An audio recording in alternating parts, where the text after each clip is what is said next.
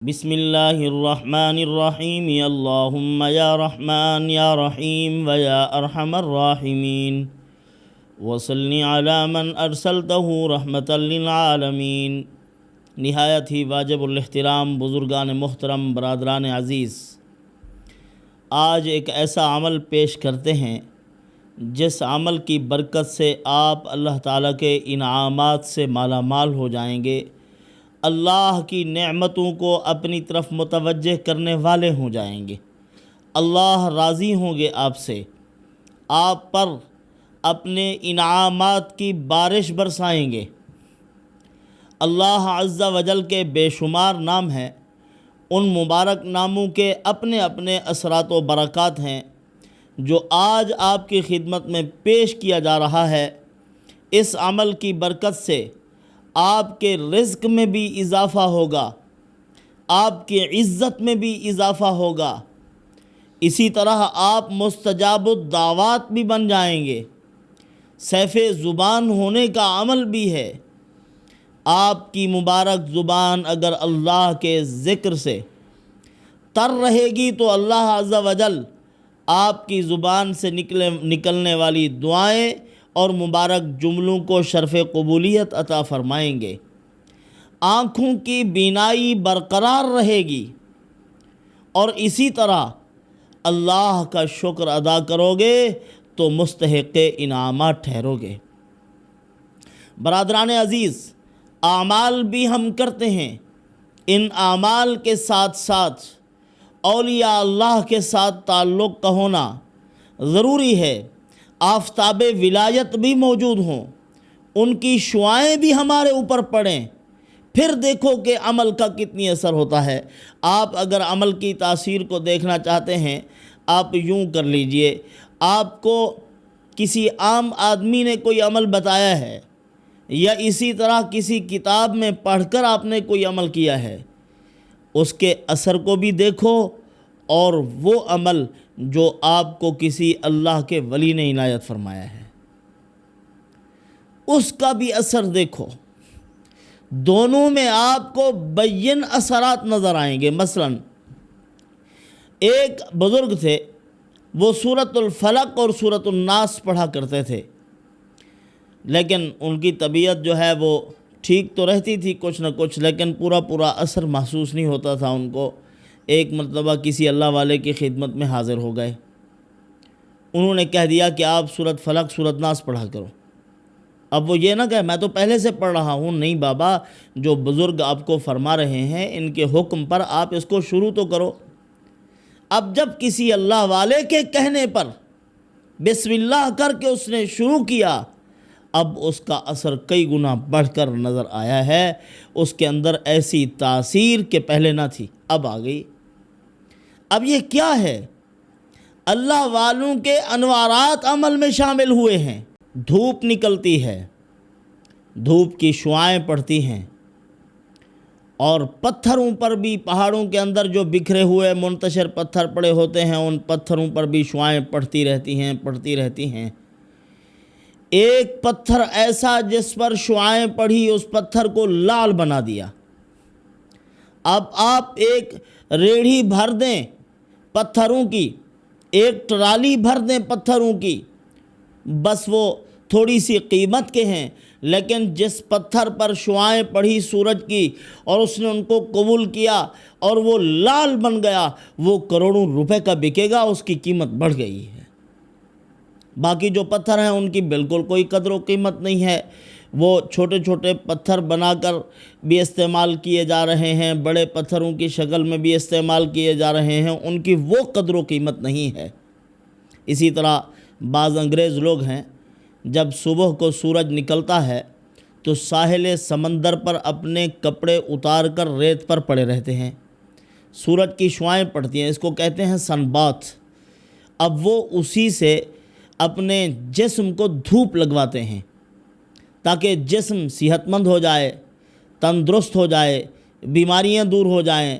اسی طرح اگر کہیں انسان کے رگ اور ریشے میں یا جسم کے کسی حصے میں کوئی رکاوٹ پیش آ رہی ہے وہ دور ہو جائے، تو اسی سے وہ وٹامن ڈی پیدا ہوتا ہے اور انسان کے جسم سے بہت سے امراض دور ہوتے ہیں، جلدی امراض بھی دور ہوتے ہیں، انسان کا وجود ٹھیک ہو جاتا ہے۔ اسی طرح اللہ والوں کی صحبت میں بیٹھنے سے، ان سے اعمال حاصل کرنے سے یہ نور کی شعاعیں میسر آتی ہیں انسان کو، یہ انوارات و برکات میسر آتے ہیں۔ ایک عام انسان ہے، جب کبھی اللہ والوں کی صحبت میسر آئی ہے، وہاں بیٹھا ہے، اب وہ اللہ کے جو نیک بندے ہیں، آفتاب ولایت ہیں یا سرتاج اولیاء ہیں، جن کو اللہ نے بلند مقام عطا فرمایا ہے، ان کے قلوب سے سورج کی طرح شعاعیں نکلتی ہیں، انوارات و برکات کی بندوں پر پڑتی ہیں۔ اب جو آدمی طلب کے ساتھ، تڑپ کے ساتھ ان کی صحبت میں بیٹھا ہوتا ہے تو وہ ان شعاؤں کو قبول کرتا ہے، ان کے انوارات و برکات کو اپنے اندر جذب کرتا ہے۔ تھوڑے ہی عرصے میں اللہ پاک اس کے کردار کو ایسا پاکیزہ بنا دیتے ہیں کہ وہ ولایت میں ایک اعلیٰ مقام حاصل کر لیتا ہے، اللہ کا قرب حاصل کر لیتا ہے۔ شیطان کی پوری کوشش یہی رہتی ہے اور وہ وحشت پیدا کرتا ہے، اللہ والوں کا ڈر اور خوف پیدا کرتا ہے۔ اسی لیے آپ دیکھیں بعض لوگوں کو نیک لوگوں سے وحشت ہوتی ہے، وہ منہ چڑھاتے ہیں، یعنی دوسرے لفظوں میں اگر آپ غور کریں تو وہ کسی اللہ والے کو حقیر سمجھ رہے ہوتے ہیں۔ حقیقت یہ ہے کہ اللہ والوں کی بھی ان کی کوئی ضرورت نہیں ہوتی کہ وہ ان کو پیسے دیکھ رہے ہوں، ان کی دولت اور جائیداد کی طرف ان کی نظر ہو۔ وہ تو اپنی پوری جائیداد، اپنی پوری دولت کا ان کی ہدایت پر لگ جانا اپنی سعادت سمجھتے ہیں، لیکن یہ منہ چڑھاتے ہیں کہ ہم کیا ان کے ساتھ بیٹھیں۔ اصل میں وہ وحشت ہو رہی ہوتی ہے اللہ کے نیک بندوں سے، اور نیک لوگوں کے پاس اگر کوئی پہنچ بھی جائے تو وہ بھی فوراً ہتھوڑا نہیں مارتے کہ تو فوراً ہی اپنی اصلاح کر لو، نہیں، کسی عمل کا حکم تبھی کرتے ہیں جب اس کے دل میں یہ صلاحیت پیدا ہو جاتی ہے، اس کے دل میں انوارات و برکات پیدا ہو جاتے ہیں، پھر اللہ والے کہتے ہیں ہاں بھئی یہ عمل کر لو۔ ایک بہت بڑے حافظ تو تھے، تو بعد میں ولایت میں انہوں نے بڑا اعلیٰ مقام حاصل کیا تھا، حضرت حافظ احسن صاحب رحمۃ اللہ تعالی علیہ۔ ابتداً جب وہ غالباً حضرت حاجی امداد اللہ مہاجر مکی رحمۃ اللہ علیہ کی خدمت میں حاضر ہوئے تو ان کی جو حالت تھی وہ بڑی عجیب تھی۔ دیکھنے والا کہتا تھا کہ پتہ نہیں اللہ والوں نے ان سے کیسے درگزر کر رکھا ہے، ہاتھوں پہ مہندی اور انگلیوں میں چھلے، اور اسی طرح بل والی سلوار، اور داڑھی جو ہے اس کو چڑھایا ہوا، مونچھیں اس طرح بنائی ہوئی بڑی ترتیب کے ساتھ۔ تو اب حضرت خاموش رہے عرصہ دراز تک، لوگ دیکھتے رہے۔ انہوں نے کہا یار یہ تو مداہنت ہے، حضرت پتہ نہیں کیوں خاموش ہیں۔ مداہنت کا معنی دین کی بات کو چھپا لینا، کسی کے سامنے حق بات اور سچی بات نہ کہنا۔ حضرت 4 ماہ 6 ماہ تک خاموش رہے، کچھ بھی نہ کہا۔ بعد میں اس کو بلایا، فرمایا کہ بھائی حافظ صاحب، اب آپ کو ہم سے محبت ہو چکی ہے، ہمیں آپ سے محبت ہو چکی ہے، اب 2 وضع میں رہنا مجھے پسند نہیں ہے، ایک ہی وضع ہونی چاہیے، جو ہماری وہی آپ کی، تو ایسا ہی کر لیجئے۔ وہ گھر میں گئے اور گھر جا کر اپنے جو کپڑے بناوٹ کے تھے وہ سب اتار دیے، بیوی کو کہا کہ خود پہنو یا کوئی اور چیز بنا لو، اس کو ترتیب جو کرنا ہے کرو، میں نہیں پہنوں گا۔ اور وہ چھلے وغیرہ اتار کے وہ بھی بیگم کو دے دیے، داڑھی کو سیدھا کیا، بنایا، اور اسی طرح اپنی 15 دن تک باہر نہیں آئے، مہندی کے وہ جو لگائی ہوئی تھی اس کے نشانات جب تک مٹے نہیں باہر نہیں آئے۔ جب باہر تشریف لائے تو بڑا حسن صورت، نورانی شکل، وقت کا خضر حضرت نے سینے سے لگایا، انوارات و برکات ان کے قلوب میں داخل ہوئے، اپنے وقت کے بہت بڑے ولی اللہ بنے وہ۔ اس طرح عمل کو قبول کرنے کی انسان کے اندر کچھ صلاحیت بھی پیدا ہو جائے پھر عمل ہونا چاہیے۔ پہلے جو ہزاروں مرتبہ کی مقدار میں اوراد بتا دیے جاتے ہیں یا اس قسم کے معاملات، وہ نماز کا 100% پابند نہیں ہوتا تو معمولات سے کیا فائدہ ہوگا؟ کچھ فائدہ نہیں ہوتا۔ تو بہرحال آپ کی خدمت میں جو عمل پیش کرنا ہے وہ عمل اللہ عز و جل کے نام مبارک ہیں۔ دو نام تو ایک دعا میں رسول اللہ صلی اللہ علیہ وسلم نے بیان فرمائے، اللہم انک عفو کریم تحب العفو۔ اللہ تعالیٰ کو یہ دعا بہت پسند ہے۔ جو یہ چاہتے ہو کہ ہم اللہ کے محبوب بن جائیں اور اللہ تعالیٰ ہماری بات مان لیں، قبول فرما لیں، ہمیں قبول فرما لیں، وہ یہ پڑھا کریں۔ ہمارے اکابر لوگوں کو بتلایا کرتے تھے کہ حج پہ جا رہے ہو، عمرے پہ جا رہے ہو، اسی دعا کا اہتمام کرنا ہے۔ اللہ تعالیٰ کو اپنے یہ دو نام بہت پسند ہیں، عفو کریم۔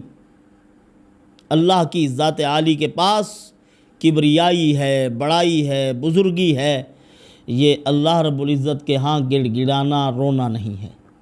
رونے کی بڑی قدر ہے اللہ تعالیٰ۔ روو اور یہ دعائیں پڑھو۔ اور کریم اللہ تعالیٰ کا مبارک نام ہے۔ اس کا مطلب کیا ہے؟ بلا استحقاق عطا کرنے والا، ایک نعمت عطا کر کے پھر چھینے نہیں۔ وہ نعمت مل گئی تو مل گئی۔ حضرت شیخ الحدیث مولانا زکریہ رحمۃ اللہ علیہ کا جب آخری وقت آیا تو یہی پڑھ رہے تھے، یا کریم یا کریم یا کریم کا ورد کرتے ہوئے ان کی روح پرواز کر گئی۔ یہ بہت بڑا نام ہے۔ تو بہرحال اللہ عز و جل کا ایک مبارک نام یا شکور، قدردان، تھوڑے عمل پہ راضی ہو جانے والا، تھوڑی محنت اور مشقت پر بہت زیادہ اجرت اور مزدوری عطا کرنے والا، وہ شکور ہے۔ اللہ رب العزت اسی نام کی برکت سے اپنے بندوں کو اپنے انعامات سے مالا مال کرتے ہیں، بہت کچھ عطا فرماتے ہیں۔ جو انسان اس مبارک نام کا کثرت سے ورد کرتا ہے، اللہ عز و جل اس میں شکر کا جذبہ پیدا کر دیتے ہیں۔ جب شکر کا جذبہ پیدا ہو گیا پھر اس کے بعد اللہ کی نعمتیں تو بہت زیادہ انسان کو میسر آتی ہیں۔ شکر حصول نعمت کا ذریعہ ہے۔ جس کی عادت بن گئی، یا یوں سمجھیے جس آدمی کو اللہ پاک اپنے انعامات سے مالا مال کرنا چاہیں اس کو شکر کی توفیق عطا فرما دیتے ہیں۔ اور شکر کا صرف یہ معنی نہیں ہے زبان سے کہتے رہو شکر ہے اللہ تیرا، شکر ہے اللہ تیرا۔ شکر کا یہ معنی ہے کہ سر سے لے کر پاؤں تک اللہ کا شکر بجا لاؤ۔ اسی طرح جو شخص اس مبارک نام کو کھانے کے ساتھ پڑھتا ہے، ہر لقمے کے ساتھ پڑھتا ہے، کھانا کھاتے ہوئے اللہ کے اس نام کا ورد کرتا ہے، فرمایا کہ اس کے رزق میں اضافہ ہوگا، اس کی عزت بڑھے گی اور کبھی مالی تنگی نہیں آئے گی۔ اور اسی طرح فرمایا اگر کوئی آدمی روزانہ اس کو 3000 مرتبہ پڑھے، اللہ اس کو طویل عمر عطا فرمائیں گے اور صحت کے ساتھ عطا فرمائیں گے۔ تو لہذا کھانا کھاتے ہوئے یا اللہ کی کوئی نعمت استعمال کرتے ہوئے اللہ عز و جل کے اس مبارک نام کا ورد کرتے رہو تاکہ اس مبارک نام کے ورد کی برکت سے یہ فوائد حاصل ہوں۔ اسی طرح مستجاب الدعوات بننے کے لیے 2004 مرتبہ جو روزانہ اس کو پڑھے گا اللہ پاک اس کی دعاؤں کو قبول فرمائیں گے، شرف قبولیت نصیب ہوگا اور اپنے انعامات کو اس کے لیے مخصوص کر دیں گے، یعنی خاص ہو جائے گا، وہ اللہ رب العزت کے خاص بندوں میں شامل ہوگا اور دین و دنیا میں اللہ پاک اس کو بلند مقام عطا فرمائیں گے۔ یہ اللہ عز و جل کے اس مبارک نام کی برکت ہے۔ تو ہمیں پروردگار عالم کے اس نام کو کثرت سے پڑھنا چاہیے۔ الشکور کی تعریف کیا ہے؟ شکور کہتے کس کو ہیں؟ الذی یعطی الاجر الجزیل علی الامر القلیل، جو تھوڑے عمل پر زیادہ مزدوری عطا فرمائے، یہ بات سمجھانے کے لیے حضرت ملا علی قاری رحمۃ اللہ علیہ نے ایک بڑا زبردست واقعہ بیان فرمایا۔ فرمایا کہ ایک آدمی دنیا سے رخصت ہوا، بعد میں کسی کو خواب میں ملا، اس نے اس بزرگ سے پوچھا کہ سناؤ کیا بنا ہے آپ کا؟ انہوں نے فرمایا حاسبنی ربی، اللہ نے میرا حساب لیا ہے۔ جب حساب لیا، میرے عمل میزان میں رکھے گئے، نیکیاں کم پڑ گئی۔ اب کیا کروں، نیکیاں تو ہیں کم۔ تو اب تھوڑی دیر کے بعد میری نیکیوں کے پلڑے میں فواقعت فیہا سرہ، اللہ نے ایک تھیلی ڈال دی۔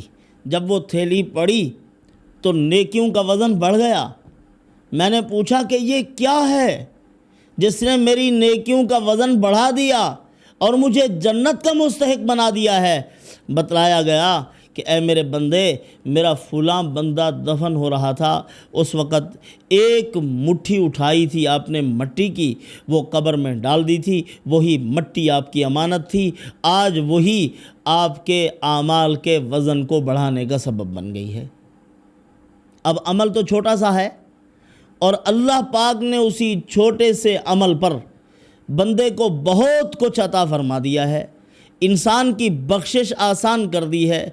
اسی طرح کریم کس کو کہتے ہیں؟ کریم وہ کہ بندے گناہ کرتے کرتے تھک جائیں، وہ معاف کرنے کے لیے تیار بیٹھا ہو، اس کو کریم کہتے ہیں۔ الکریم هو الذی یعطی بدون الاستحقاق، کریم اس کو کہتے ہیں جو بغیر استحقاق کے عطا فرمائے، حق نہیں ہے تب بھی دے رہا ہے۔ ہاں، اسی طرح فرمایا الذی یعطی بدون الاستحقاق الذی یتفضل علینا ولا یخاف نفاد ما عندہ، جو اتنی مہربانی کرے، اتنی عطا کرے کہ جس کے ختم ہونے کا کوئی اندیشہ نہ ہو، اس کو کریم کہتے ہیں۔ تو اللہ کے یہ مبارک نام پڑھتے رہو، یا شکور، یا عفو، یا کریم، یا اس دعا کا خوب اہتمام کرو، اللہم انک عفو کریم تحب العفو فاعف عنا۔ یہ دعا کثرت سے پڑھتے رہو، یہ مسنون دعا بھی ہے، یہ اپنی جگہ پر مستقل ایک استغفار بھی ہے، اور اللہ کے مبارک ناموں کا، اسماء الحسنہ کا ذکر بھی ہے۔ اس سے ہمارے سارے مسائل حل ہو جائیں گے۔ اللہ پاک انہی معروضات پر عمل کی توفیق عطا فرمائیں۔ وما علینا الا البلاغ۔